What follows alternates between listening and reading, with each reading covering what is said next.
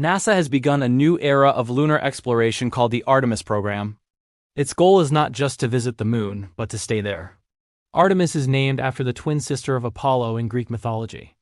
Unlike Apollo, Artemis is designed for long-term exploration. It combines new spacecraft, new rockets, and international partners. The moon is the first step toward deeper space missions. Artemis will test technologies needed for Mars. This program will unfold over decades. Each mission builds on the previous one. Artemis marks humanity's return to the moon. Artemis I was the first mission of the program. It kicked off in November 2022.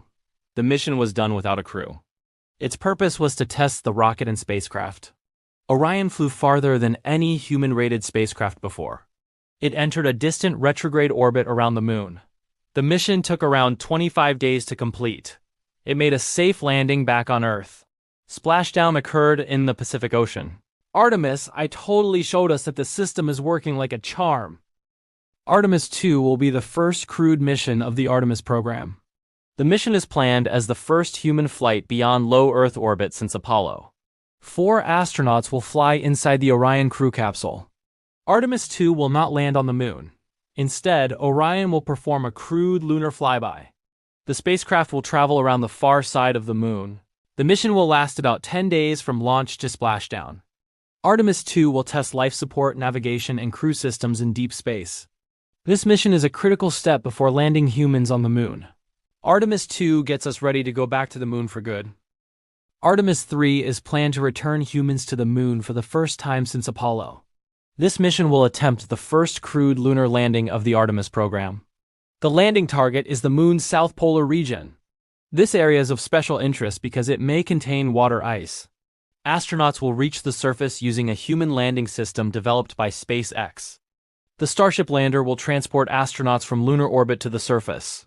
2 astronauts are expected to walk on the moon during Artemis III. This mission will send the first woman and person of color to the moon. Surface activities will focus on exploration, science, and technology demonstrations. Artemis III marks humanity's return to the lunar surface and the start of sustained exploration. Artemis IV introduces a new space station called the Lunar Gateway. Gateway will orbit the moon, not the Earth. It will serve as a staging point for future lunar missions. Gateway allows crews to travel between Orion, landers, and the moon. The station will support longer and more complex missions. Gateway will operate in a special lunar orbit called near rectilinear halo orbit. This orbit provides constant access to the moon's south pole. International partners will contribute major Gateway modules. Artemis IV marks the transition from missions to infrastructure.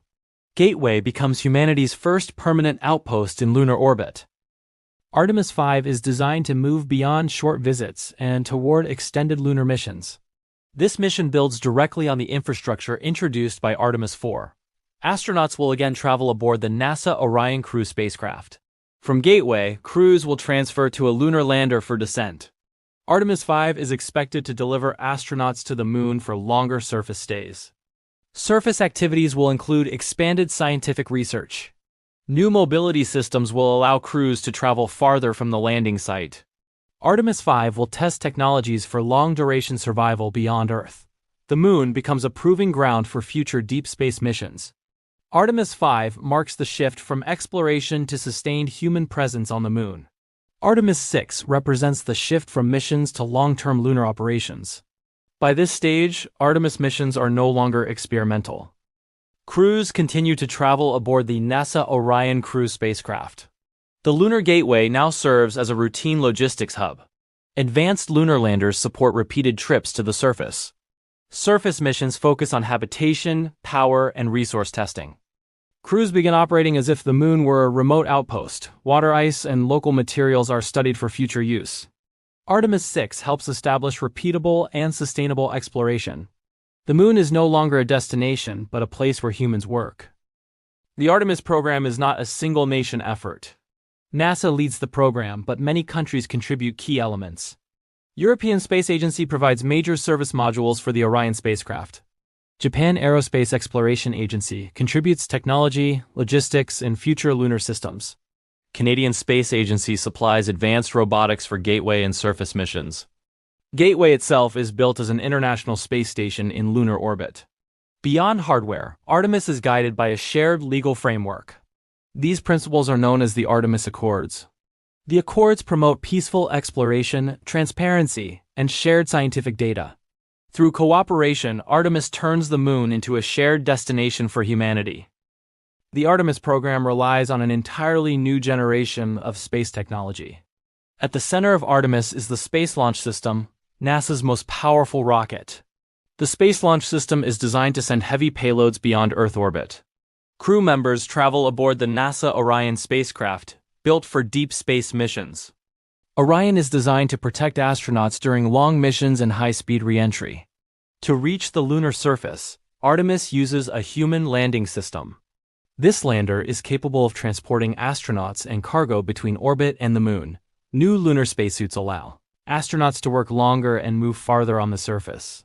Advanced life support and power systems sustain crews far from Earth. Together, these technologies form the foundation of sustained human exploration.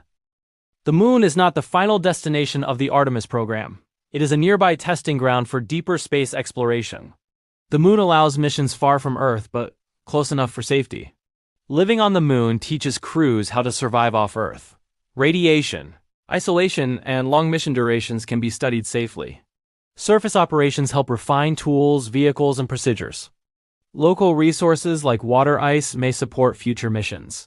These lessons directly apply to Mars exploration. NASA plans to use Artemis experience to design Mars missions. Before humans go to Mars, they must learn to live beyond Earth on the moon.